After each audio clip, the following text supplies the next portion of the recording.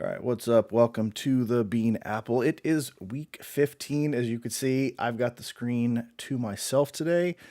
John is unavailable, and Jim is very under the weather. Hopefully, he's feeling okay.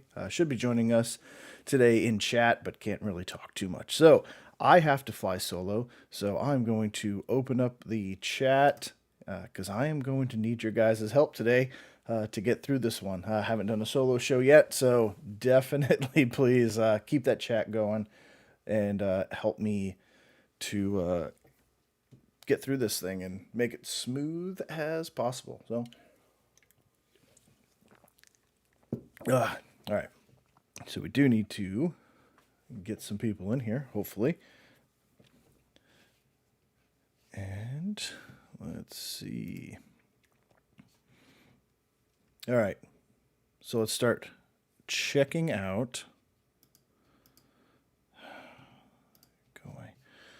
All right. So let's talk. Let's check out the Bills and the Panthers game to start things off this week.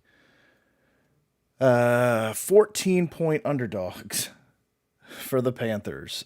So apparently Vegas is all in on the Bills again, even though they have been extremely, excuse me, extremely questionable over the last 3 weeks or so. Not the best, but they're all back in again. So they're at home. Panthers are traveling up there, and for good reason, right? I mean, you've got no quarterbacks.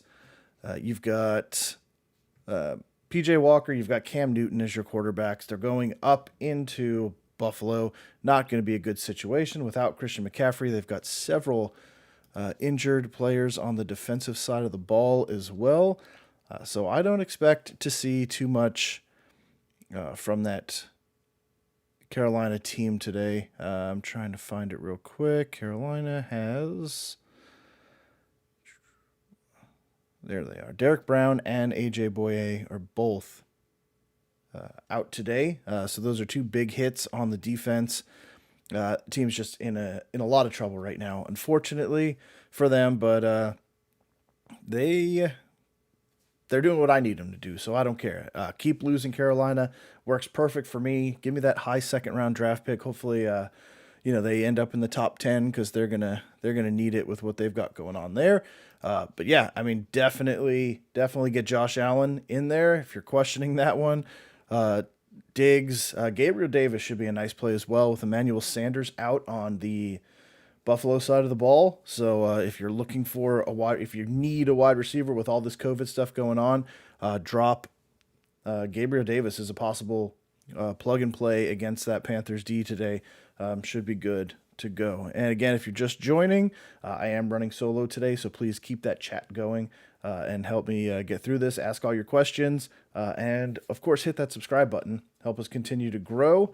We will all be back together next week. All things, as long as everything works out okay, right? So, yeah, but please get your questions in. Let me know what you guys are thinking about these games, fantasy questions, everything. Like, fill it up, fill the chat up today, and let me know each game which one you like. So, yeah, this one it should not be close. The 14 points. The weird thing is it's an over under of 43. So this is where it seems really weird. So they are just expecting a very one-sided game, is what I'm getting, because a 43 over under is not very high considering Arizona at Detroit is a 48 over under. So, I mean, you're looking at a low scoring game and the Bills are two touchdown favorites. So that's telling me that, they're expecting a very, very lopsided game and very low scoring from the Panthers, which will likely happen. But then again, the way the Bills have been playing this year, it's on and off and on and off. So we'll see. But definitely give me the Bills on this one. I think they should be able to handle that one without very much issue. And a brisk 29 degrees in Buffalo. So we'll see how that Carolina blood deals with that cold, chilly weather. All right, so let's roll on. I just teased it a little bit. Cardinals at the Lions again should be a very easy win for the Cardinals. God willing, my second team, Arizona Cardinals, will continue to head towards the playoffs. No D-Hop. That's going to hurt. DeAndre Hopkins expected to be hopefully back for the playoffs, but he is out for the remainder of the season. Big impact there. But, the nice thing is with Kyler and his mobility, very easy for him to make things happen. And James Conner has just been completely reborn in Arizona. I don't know. We saw glimpses of it when he was in Pittsburgh, but not to this level. I think a lot of it is luck, and the fact that he's gotten a lot of very, very 1-2 yard out type of situations. He hasn't really had to do a lot except for plow his way into the end zone. So that's just circumstance of getting tackled at within the 5, which you can't really count on. But the Lions are decimated. Still no DeAndre Swift, which really hurts a lot. You still got Jared Goff back there. But they did pull off a great win. So that is a team that is fighting really hard, trying to win some games, and to go 0-11 and still be out there fighting as hard as they are. I mean, they're not going to roll over. They're not going to give Arizona an easy win here, especially at home. But 12.5-point favorites, definitely, I think Arizona should be able to cover this one pretty easily. They play great on the road. They suck at home. So this is a road game. Arizona should cover and I think blow the Lions out of the water. Alex, what's up, man? Morning. How do you feel about Craig Reynolds starting at running back for the Lions? Him or Edmonds? Oh, that is a good question. I'm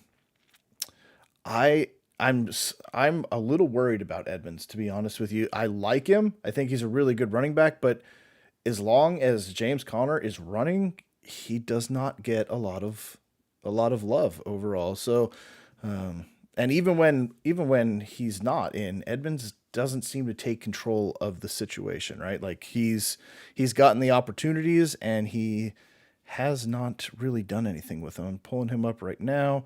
Take a look at his last 5 games, 33 for 175 and a touchdown, 10 for 71 on the receiving side, which is really his strength is on the receiving side. So, dude, if that's where you're at, that's really, really a rough situation to be in.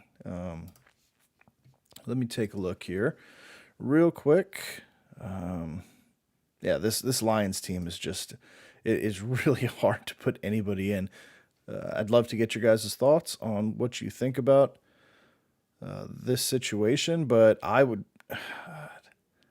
have to go Edmonds. If you're at that point, give me the better team. But man, I wouldn't give it to a Lions running back because this game's going to be out of control. It should be out of control really quickly, which is going to force Jared Goff to throw the ball a lot. And I don't trust any receivers, especially somebody who's hasn't really done anything in the league. So you're really, really rolling the dice with this one. Like I said, he could do some stuff, but he's only got 2 catches on the entire season, so it's not like you could even say this is going to be the guy. And now Travis Homer in Seattle with Penny having that game he had last week. I have a feeling they're going to give Penny this opportunity to try and establish himself as the lead for the rest of at least the season until Chris Carson comes back. So yeah, I don't trust Homer at all. That's going to be tough. I would probably go with Edmonds.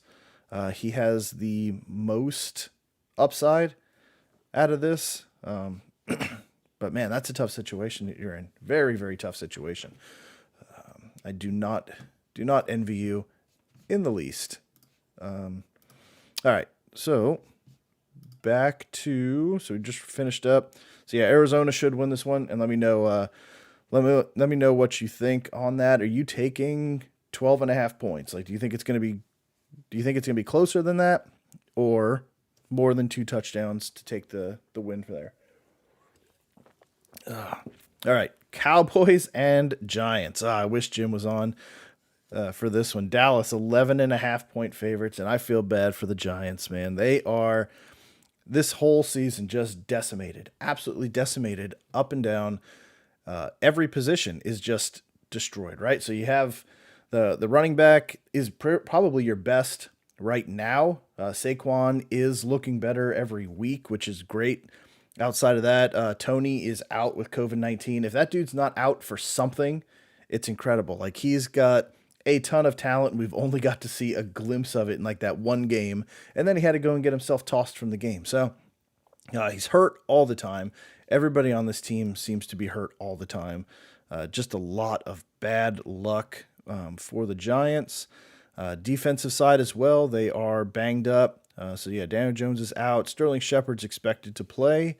But yeah, like we said, it's going to be Mike Glennon or Jake Fromm that's throwing the ball. So nothing really to get excited about on the Giant side. If you have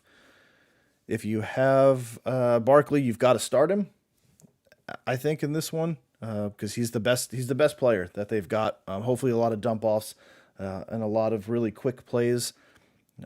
Get him the ball and try and let him do something. Otherwise, you're in a world of trouble. So John Ross also out of this one. And on the defensive side of the ball for the Giants, you've got Leonard Williams. He's banged up, but he is active. Austin Johnson, defensive tackle, is active. Adoree Jackson is out with COVID-19. So not too bad. We'll see if Leonard Williams can hold up along that line. But overall, not a good situation for the Giants to be in. The Cowboys do have Pollard and Ezekiel Elliott running today, so they've got their two-headed monster back. And overall, very healthy for the Cowboys. So let me just quickly take a look on the defensive side. I don't see any Cowboys. A lot of Detroit players. That's not going to make a difference. Yeah, so the Cowboys are very, very healthy, especially for this point in the season. Said Tony Pollard was the only questionable, and he's active. So we don't know what kind of a run he's going to get, but it should be enough, because when he touches the ball, he's better than Zeke. I'm sorry, but this year he is a better running back than Ezekiel Elliott. So we'll see how that one plays out, but I think this is just going to be, this is too big of a hill for the Giants to climb with what their team is looking like right now. So 4-9 against a 9-4 Cowboys, not looking good. I expect the Cowboys to just blow the doors off of the Giants. And sorry, Jim, but 11.5 points is probably low for what they're going up against. But I think you kind of know this one and see the writing on the wall with this game. It's not going to be good. No chance with Glennon at quarterback. Yeah. No, I don't think they have a chance with either one of them. Even with Daniel Jones, it'd be a tough one. But Rob, you think Pollard's going to get 24 snaps? That's I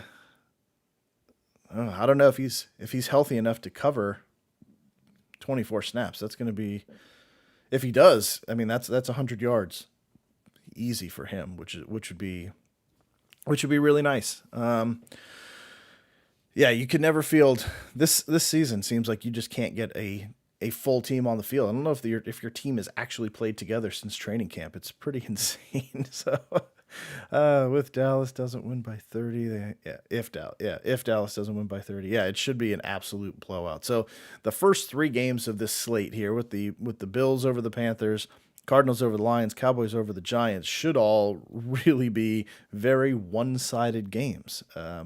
Should be pretty easy. If you want to drive up to Buffalo real quick, you can get a ticket for $7 to watch the fighting Sam Darnolds take on the Bills. So, but $52 still for you guys. So that's good. Hold on. Timeout.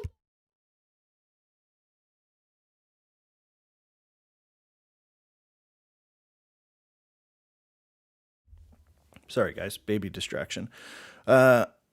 Yeah, so let's move on to the next game. Titans at the Steelers. Finally, a game that should be somewhat close. Not competitive, but close. So the line right now is even, which is shocking for this game. But Titans 9-4, the Steelers 6-6. It's very strange. It is a home game for the Steelers, but really shocking to see that to see that the Steelers line would be even with the Titans. I know the Titans haven't looked as good, but John's going to hate this. Tannehill's a better quarterback right now than Ben Roethlisberger is. He does have A.J. Brown, which is good. He should have Julio Jones. Let me jump down to their injuries, see if there's something I missed. Jacksonville, Miami. I don't see any injuries. Significant injuries for them. Yeah, that's weird. For either team. So both teams are pretty healthy. Overall, defensive side. Let's see. Houston. No. All right, so Tennessee has got David Long Jr. and Janoris Jenkins both out. Otherwise, yeah, Steelers are healthy. So Jim's saying Pittsburgh wins at home. Interesting. Okay. Yeah, they've got the better wide receiving core, obviously. Better running back, but they don't have the better quarterback right now. Defense is a little bit better. Man, I mean, losing Derrick Henry obviously plays a huge part in how this one is going to, how it's going to go. I just don't trust Ben. I don't trust him at all to do anything in this game. So Pittsburgh's defense, like I said, at home is really good. But the Titans' defense isn't bad. It really isn't bad. So Ben's going to have his work cut out for him. And, God, I am going to say, I got it. Man. No, I got to go with the Titans on this one. I think the Titans are the better team, and they're going to go in and handle the Steelers on this one. Najee Harris should be an okay play. I think the Steelers wide receivers are where you're going to want to target. Deontay Johnson, Claypool, both should have pretty decent games. And on the Titans side, I mean, they got nice wide receivers that you have to start. Their running game is non-existent, so expect Tannehill to do a lot in this game. He's going to be throwing quite a bit, so a nice, quiet play here that I'm going to make for Ryan Tannehill should have a pretty decent game. So if you've got fantasy, DraftKings might not be a bad spot to try and grab Tannehill and pair him up with if you've got the balls like a Julio or A.J. Brown with Deontay Johnson on the other side would be pretty nice overall. Alex, Knox or Freiermuth? Man. Let me take a look here. I'm leaning Knox. Knox has a really, really nice matchup against this defense. But Pat Freiermuth might be a very sneaky play here. Let me see how the numbers shake out. Let's see. He's got a pretty, he's showing as a poor rating. So him and Najee Harris. So I would probably go Knox. I would go Knox for safety. He's been getting a lot of targets. He just hasn't been catching, but so has Knox. Knox has been getting a ton of play and scoring a lot of touchdowns. So the only argument here is, which game do you expect to be closer, right? I mean, we obviously expect the Titans-Pittsburgh game to be closer, which means there's going to be more passing in this game. It's not going to be one side running the clock out, which I guess also doesn't take effect in Buffalo either because they don't have a running game. So I guess I can't really make that argument. Nobody's going to be running the clock out because they don't run the ball in Buffalo. So I would go with Knox, honestly, in this one. Knox good for at least one touchdown today. All right, so there it's validated. Let me know what you guys think. Agree or disagree, Freiermuth or Knox? Drop it in the comments. Let us know. Help Alex out to get that W. Are you playing me in this one, Alex? Because then forget about it. And please, guys, again, running solo. John could make it. Jim's under the weather. He is in the chat. Thank God. So I appreciate that. But yeah, he's feeling pretty sick today. So can't be on here coughing all over you guys, getting you sick. So, but yeah, please hit that subscribe button if you're watching. Help us continue to grow. We've been picking up some steam lately, and we do appreciate all of the support, all the comments. You guys are awesome. Makes this Sunday mornings very, very fun before we get into game time. So, all right, next up, Next up, Texans at the Jaguars. As John would say, this is a bum fight. 2-11 versus 2-11. Jacksonville, though, 5.5-point favorites. They are at home. I don't know if that matters, to be completely honest with you. So you got a new coach coming in. Darrell Bevell's coming in, taking over as the interim head coach. Is that going to reinvigorate this team, or is it something that's going to cause a bit of stumble as things turn over, right? A lot of times we see new coaches come in and it goes completely one way or the other. Like, it's not like just a continuation of mediocrity. Either the team, which I guess can't do any worse because they haven't scored any points. They didn't score any points last week. So could continue down that road, or it could change the way things go. And really, in this situation, it should change the way things go, right? Because James Robinson has not been playing, and I don't know what it was. I would love to hear why exactly Urban Meyer hated James Robinson so much that he drafted Travis Etienne and then continued to bench James Robinson. Makes no sense whatsoever, but I do like Robinson a lot in this game. I expect him to get back on track and get something going. But on the other side, the Texans went in there and just whooped up on them week 1. Davis Mills is starting. He has shown some really, really nice flashes of talent. Overall, David Johnson is back in the running game, so you will have him. Let me just double check to make sure I know he's on the list, but let's see. Actually, I don't even see him on. There he is. David Johnson is active. So nothing great, but you've also got Rex Burkhead as well. So pretty decent running game. I don't know how David Johnson fell off the face of the earth as quickly as he did. So good in Arizona. But they got a decent running game. Davis Mills has looked good. Trevor Lawrence has not looked good. So it's going to be this game's going to be very telling as to the direction of the Jaguars moving forward. A lot of skill for Trevor Lawrence, but those 4 interceptions last week, a few of them, not going to put them all on him. Some tipped passes, some of them he's trying to squeeze into tight places, and that's what happens when you're losing and you're down big. You try and make things happen. So we'll see how this game goes. It's a little bit equal playing ground, which is good for both of these teams. Should be a close game. It's only a 40-point over-under. A lot of low-scoring games this week, projections. But so Jim was saying Jags win a bum fight. Who do you guys have in this game? Texans, Jaguars. This is a big game for the Jets, and I was kind of talking to John about it last week. So if the Texans win this game, they will go to 3-11. The Jets are also at 3-11, or 3 they're 3-11, right? 3-10. Sorry. So they'll go to 3-11. Then next week the Jets play the Jaguars. If the Jaguars beat the Jets, they go to 3-11. The Jets would jump to the number 2 pick in the draft, which has huge implications with the 2 defensive ends that are coming out this year, with Hutchinson and Thibodeau coming out.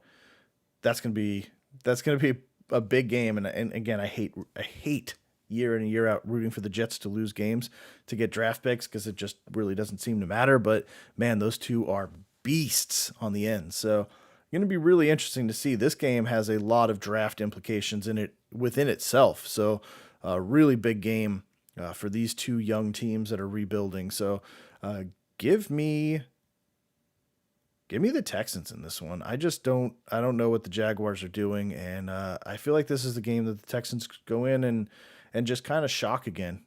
So I'm going to go Texans in this one, which I know is weird, but this is what it is. So Jim is going Jags. I'm going Texans, and we'll see how that one works.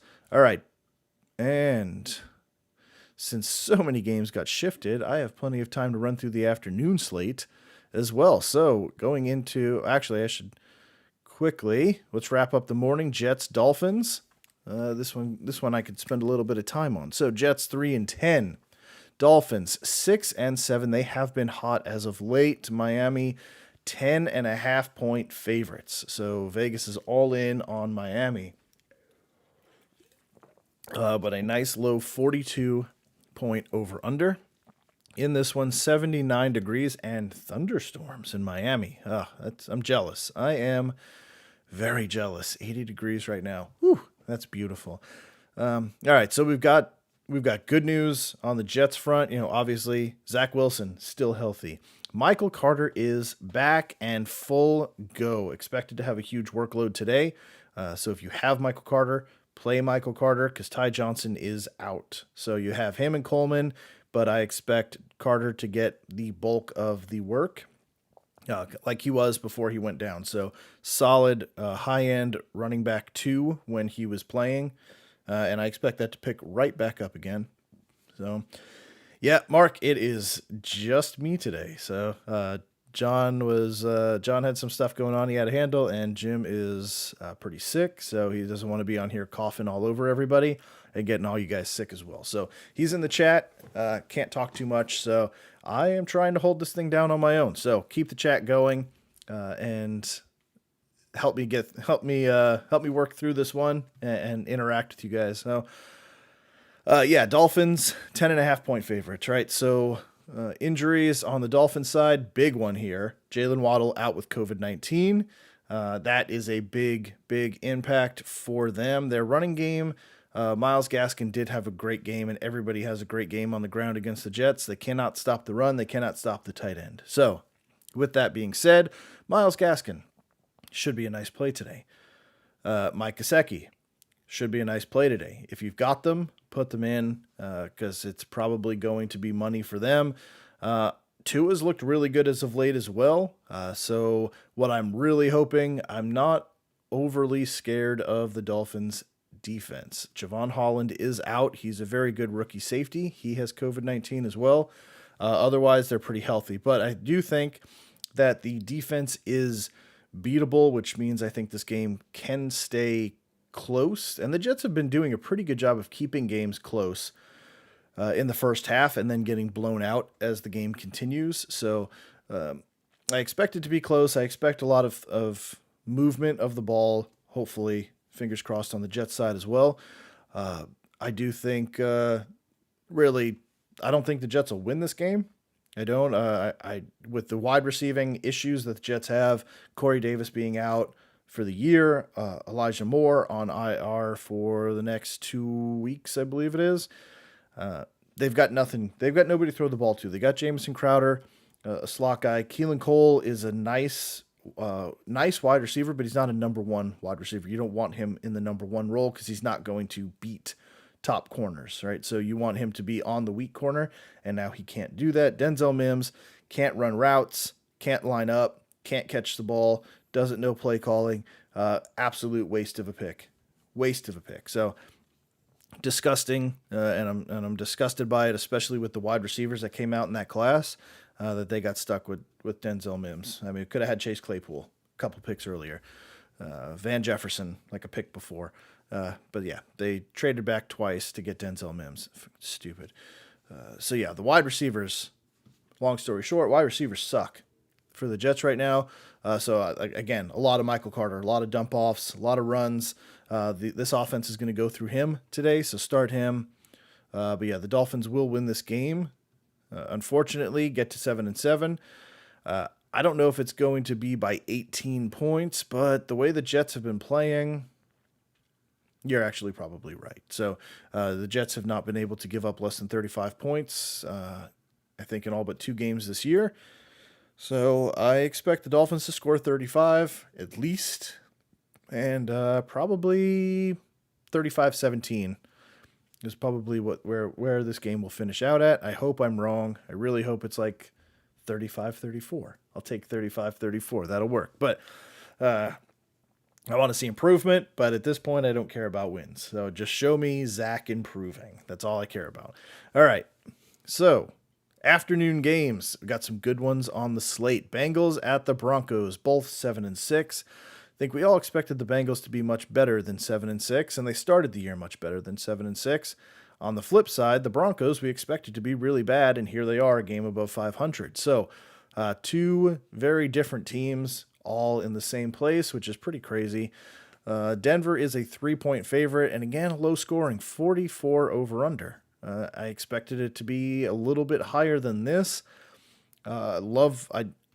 It's hard to not like the Bengals offense. Like, it's hard to not like Joe Burrow. I know he's got the pinky issue, but that seems to be getting better every week. Teddy Bridgewater does enough to win games. I mean, he's doing enough to keep them in it. They have both running backs today, Javonte Williams and Melvin Gordon are both ready to run. So that is also the strength of the Broncos, is it runs that offense runs through the ground game. And then they've got some nice wide receivers there with Judy, with Sutton, really nice guys. And then quietly Noah Fant, who's not really doing very much, but a great tight end there that's not getting a lot of action. But I expect that to change in the coming years, but I don't think it's going to be this year. Bengals side, like I said, Joe Burrow getting better. Chase went ballistic last week. He broke out of that little slump that he was in, which was shocking to watch him slow down so drastically. But man, what an explosive player. T. Higgins, also outstanding.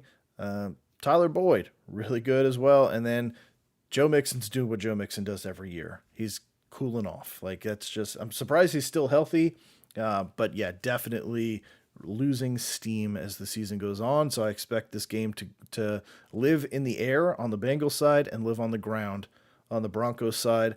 I expect, at least one touchdown each from Gordon and Javonte Williams.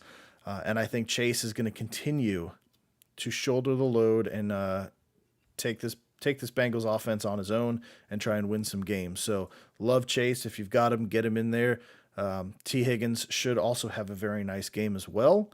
And yeah, get those Broncos running backs. If you've got them, doesn't matter. Don't worry about it. Plug either one in and you're going to be fine. Let's see. Let me get back into the comments here. Actually, before I do that, give me the Bengals to win this game.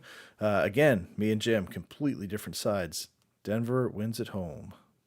So, yeah, I'm going to stick with the Bengals. I don't know why I keep doing it, but I just feel like their offense is too good to lose to a lot of these teams that should not be able to keep up. So, all right, Mark.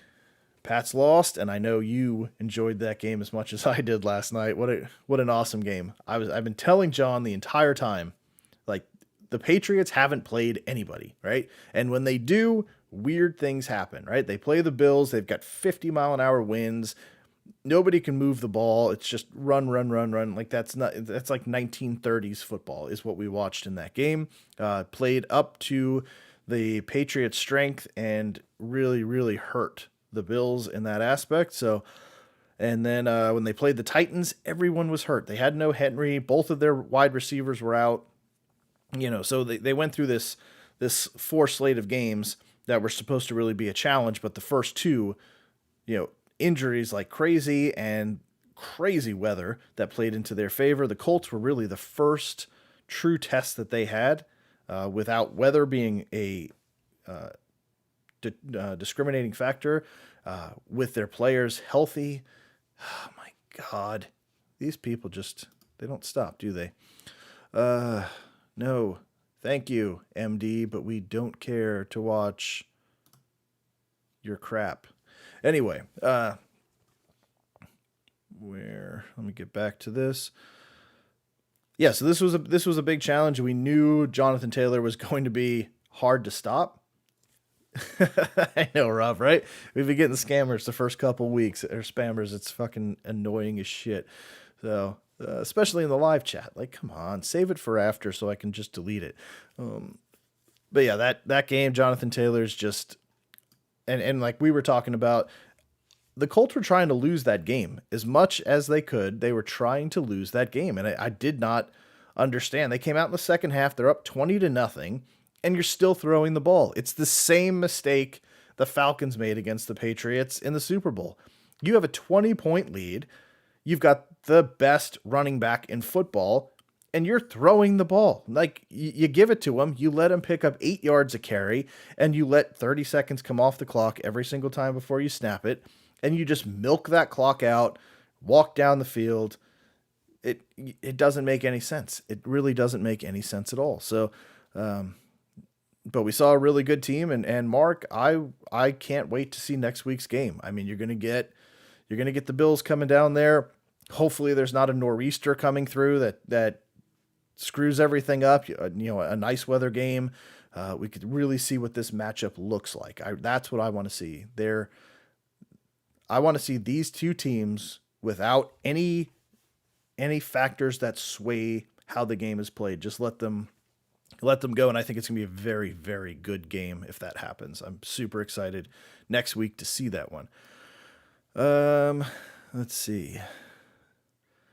Yeah, yeah. The Jets game we agree on, which kind of sucks. So, um, dude, if Rob, if the Cowboys blow that game against the Giants, dude, you've got to reconsider watching football because it's going to be a bad year for you the rest of the way if they can't beat the Giants.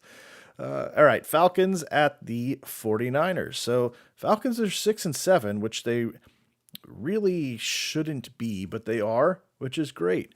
49ers, again, a team that's up and down. Their running game is down to Jeff Wilson. Mitchell is out. Sermon is out. Not like Sermon was getting much love anyway, but I still think he's going to be a good running back if they give him the opportunity. So yeah, Jeff Wilson Jr. is the running back of choice. Last week he did nothing. So careful if you're trying to start him. Deebo Samuel is the best running back and wide receiver that they have on that team. He is healthy, and he is going to go crazy today. Deebo all day. So get him in the lineup. If I have to tell you that, though, we have to sit down and have a much deeper conversation about fantasy football because Deebo Samuel is going to be unstoppable today against that Falcons defense. So love me some Deebo at home against the Falcons. I keep wanting to see Kyle Pitts, and I keep not seeing Kyle Pitts. So I don't know what the Falcons are really doing. I thought he was going to have a much bigger year than he is having, but still, it sucks in fantasy because tight ends are a wasteland right now. I mean, you look at all the injuries with Waller being out as well. Really bad, really bad slate. Higbee is now also on the COVID list. I don't know if he'll make it back for the Tuesday game or not. He went on the COVID list. He came off the COVID list, went back on COVID again. I don't know how that works, how you get COVID twice in like a week. I feel like that should not be a possibility, but we'll see what's going on with that. But yeah, Kyle Pitts projected 11 points today. So if he gets 11 from what's available at tight end, you got to start him, right? So if he can hit that, Kittle projected 15. So that's nice. Deebo Samuel projected 17 points. Great matchup. So definitely get those guys in, which really at tight end, you have to. You really have to. So this one, I think me and Jim might agree on this one. San Francisco wins at home. Yes. All right. So we're back on track. We're back on track. Give me San Francisco as well to go to 8-6. This game next would have been really, really good. Not anymore. Packers at the Ravens. No Lamar Jackson. I want to see if that's actually been finalized yet. Let me take a look. It's hard to keep track of all things at once, but inactive, active, not playing. Let's see. Oh, Carolina. Zane Gonzalez not playing. Got hurt in warmups and was helped off the field after inactives were announced. So Carolina has no kicker. Congratulations, Buffalo. They might get shut out in this game. DeAndre Swift is out. So yeah, if you have Zane Gonzalez in your kicking spot, get him out of the game. Adam Shaheen is also out. So Mike Gesicki, time to feast. Lamar Jackson still... Oh, yeah, it's the late game. Never mind. I apologize. Still questionable, but he hasn't practiced at all this week. So probably not anything happening there. And I can't see... I mean, Tyler Huntley had a great game last week. Almost brought them back and won this game, but I kind of feel like this is that Mike White effect to where nobody knew what to expect from him. Now you've got some tape on him. He's playing a very tough Packers team, and that defense in Baltimore is good. It is a home game, but it's Aaron Rodgers, man, and he is in the zone. I think it was Alex I was talking to about this. I mean, it looks easy. If you guys watched the game last week, he's just dropping passes downfield, just casually strolling downfield, looking over to the sidelines, just smiling, just carefree. Like it's so easy for him. He's just out there playing with kids is what it looks like. It's incredible. And yes, the Ravens defense is a little tougher. It's going to cause a little more heartache for him, I'm sure, but this team is too good. And without Lamar Jackson on the other side, even if they can contend for a little while, Green Bay will pull away from this one as we get down the stretch in the second half. And I expect them to win by more than 9 points. So if Lamar was in this game, I would be very hesitant to say less than a touchdown either way, but no Lamar, no win. So Packers should take this one as well. The night game. This is the game of... no, it's not. Saints at the Bucks. So this last year would have been an incredible game. Drew Brees, Tom Brady, you can never go wrong with that. But in this one, Taysom Hill against Tom Brady, no excitement there. I'm not getting excited either. So, but you can buy a ticket for as low as $100. Did somebody did I miss Drew Brees coming out of retirement for this game? Is he trying to get the record back for most touchdowns or most completions? I don't know what it is, but it doesn't make any sense to me at all. $100 tickets to go watch the Saints get blown out. Like, come on, this isn't going to be a fun game. I mean, Alvin Kamara is going to have his work cut out for him in this one. The Buccaneers, this is going to be really get things back on track type of game. I want to see, let's see, Antoine Winfield Jr., questionable. Jordan Whitehead, questionable. Both of their safeties are questionable. And Brashad Perryman. Oh, this is why. He will not play for COVID-19. That's why it is the way it is. That's why the $100 tickets. They've got a chance now. The Saints definitely have a chance because Brashad Perryman's out. I know you're going to say, well, he won the game for him last week. But yeah, did you know he was playing for the Buccaneers before that? Because I didn't. Last I heard, he was on the Lions, and then he was walking around the streets of probably Tampa, and they just grabbed him. So not excited about that. Leonard Fournette, ankle questionable, fully practiced on Fridays, expected to play. And Lil Jordan Humphrey, wide receiver, hamstring, questionable. Doesn't really matter. If he plays, he likely complete for targets with recently activated tight end Adam Troutman. So really shows you what you got going on in that one. I'm going to go with the rest of America on this one and say the Bucks go ahead and blow out the Saints. So I think that should be a pretty easy game for them to handle and move up to 11-3. So that's going to leave us with the tight number one seed, Bucks at 11-3. We'll have the Packers at 11-3, and we will have the Cardinals at 11-3. So I don't think any of those teams are going to fall off at all. All right, and then quickly, as you guys know, and probably keeping an eye on, huge for fantasy purposes, are all these games that have been flexed for COVID. So hopefully it puts you in a really tough situation because you don't know exactly who's going to make it back and who's not for Tuesday. But let's take a look. So the Raiders-Browns game got flexed to Monday night. That is now a doubleheader. Again, this is a game I guess the only person you're really targeting in this game is now I just went blank. It's not without Darren Waller there. You have, think Joe, Hunter Renfro. God, it was right there the whole time. Hunter Renfro has been going ballistic the last couple weeks, and I want to pull up his stats real quick if I can. But his targets have been incredible. So he had 14 targets last week against Kansas City, and 13 of those were catches. So he only missed one. So since Waller has gone down 3 weeks ago, he was eight receptions for 9 targets, 8 receptions, 134 yards. Next week, 10 targets, 9 receptions, 102 yards. And last week again, 14 targets, 13 touchdowns, 117 yards, and a touchdown. So you see a theme here. 1, he drops 1 pass every game. 2, he gets more targets every game. So expect that to continue this week as we move on. A lot of action there for Hunter Renfro. Get him in a lineup. He's going to go ballistic. So Raiders, Rams. Yeah, it is a borderline bum fight. Keith, what's up, man? Alan Lazard or Albert Wilson in PPR? Whew. I'm gonna say Lazard on that one. Because I expect that I do expect that game to go back and forth, and Albert Wilson, that's a hard one to get. That's a hard one to get behind.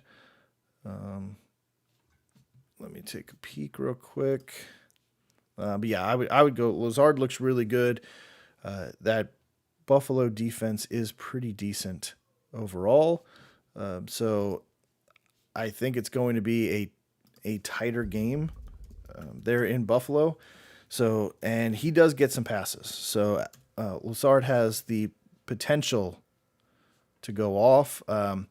Wilson's not a bad play, but this is a game that it could get out of control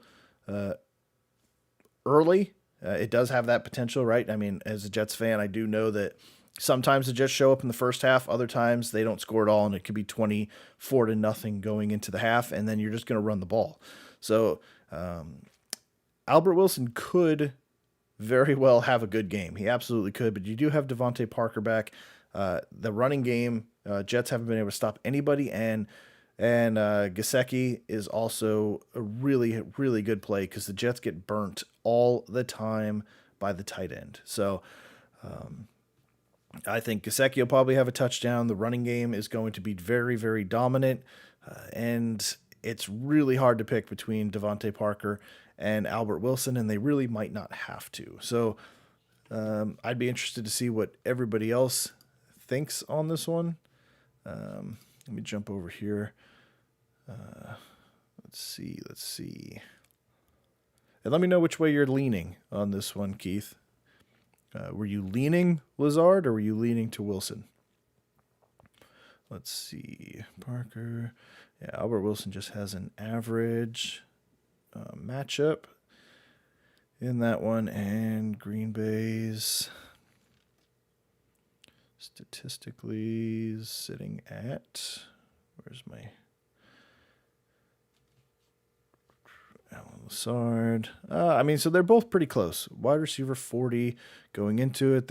Lazard is projected 1 point higher. They both have pretty equal matchups. That's an interesting one.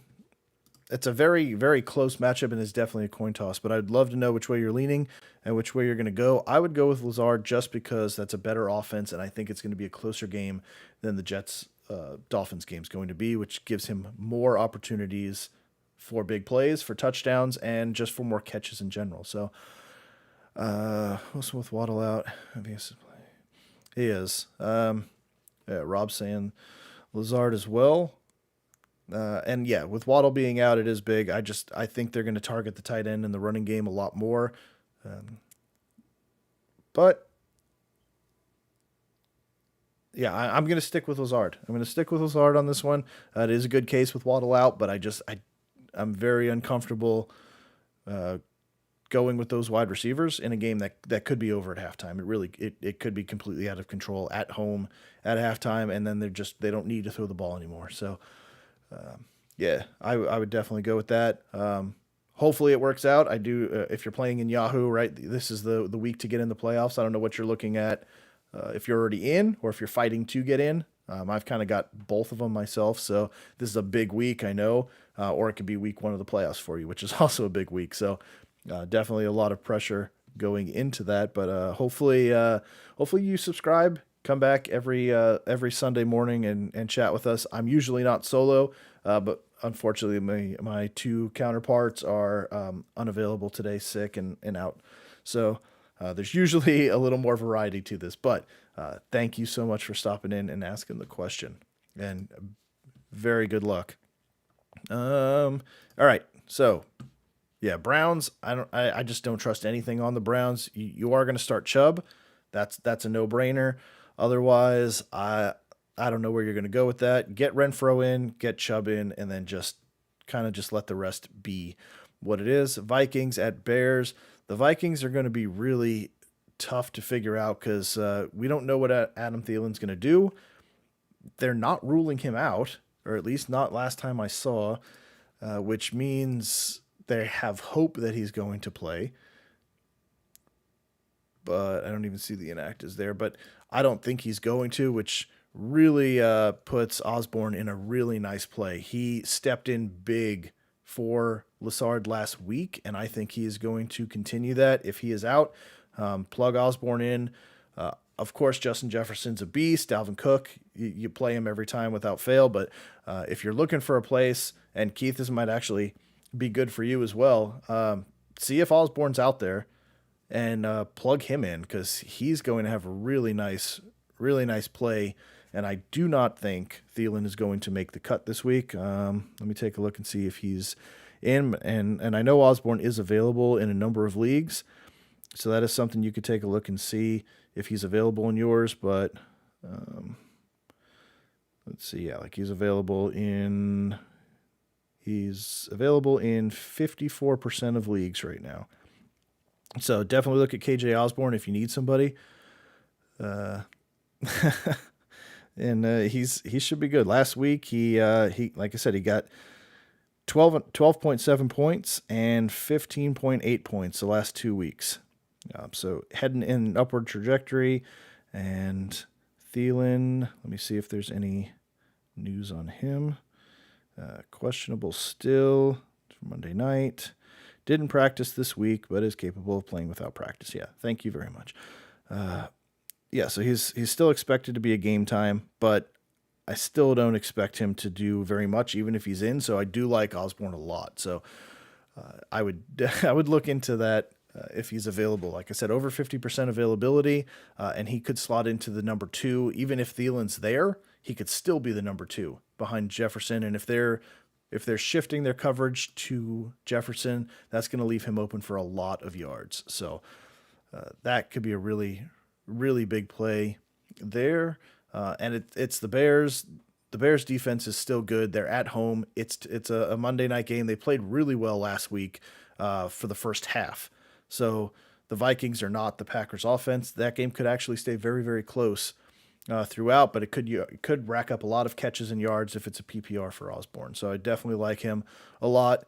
Seahawks and Rams. Rams are going to blow the Seahawks out, God willing, because I need that Rams win. I need that Seahawks lost. So I would love to see the Seahawks go to 5-9 and continue to keep that Jets pick high for our continued decade-long rebuild. But hey, one day it's going to end. 6.5-point favorites. So what I'm really interested to know from you guys, are you playing OBJ? Since he's gone to the Rams, he's been pretty good. He's been putting up numbers. He's been scoring touchdowns. I don't know where this guy's been since the one-handed incredible catch in New York. He was not this guy in Cleveland, but he's definitely making me rethink what I said, because I said you can't trust him at all. I know he's a talent, but you can't trust him. And since he's gone to LA, he's been putting up numbers. So are you starting him, or are you playing him this week if you have him? Regardless if you actually have him or not, if you had him, would you start him? I really want to know what you guys think. But yeah, he does look rejuvenated, and Jim, you know just as well as everybody else, him being yours for so long, he's got the talent, but man, he looked just dead. All right, but yeah, I do expect the Rams to handle Seattle in this one. Russell Wilson looked good last week. Seahawks kind of came back to life, but I feel like playing the Texans, everybody that has a decent quarterback should be able to come back to life, right? So I don't put a lot of stock into that. They have a couple easy matchups. They still play Jacksonville. They still play the Lions. to close out the year, but this one should be a pretty easy win, I think, for the Rams. Just a better team and at home.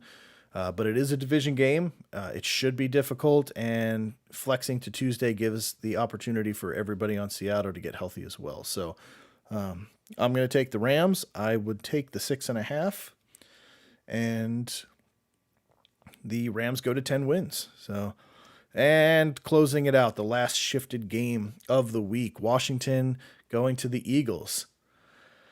Washington, again, I don't know what's going on with Washington. They were doing really good for a while. Then Taylor Heineke forgot how to play football, apparently. So it's a lot of questions there. And I know we got 4 minutes left, so I'm going to wrap this one up quick. The Eagles, up and down team as well. They're both 6-7. They're in Philly, 6.5-point favorites. So, and only a 42 over under. A lot of low scoring games. Actually, there are no games projected above 50 points this week, which is insane. But yeah, give me the Eagles. Yeah, Washington's hit with a lot of COVID stuff. Quarterback situation's questionable as well. They have to travel all the way up from Washington to Philly. That's yeah, hope they tie. That's funny. It might actually happen. Who knows? But yeah, the Eagles look like the better team right now. They really, overall, better team. Hurts is back, so I think the Gardner Minshew story should subside for a little bit. But yeah, give me the Eagles in this one. 6.5. They should be able to cover that at home. These division games, though, they make you nervous because they never go the way that they should go if they weren't in the same division. So, all right, that wraps it. We have 3 minutes till game time. So thank you for jumping on and chatting with me, keeping the chat going and keeping me busy as I ran this thing by myself. I do appreciate it a lot. Hopefully you enjoyed the show. Please subscribe. Help us continue that upward trajectory as well. Enjoy your guys' games. Best of luck in fantasy, whether it's your first week of your playoffs or you're fighting to get in. Best of luck. Come back and let us know how you did next week and ask some more questions. Until then, till the wrap up, we'll see you then. Later, guys.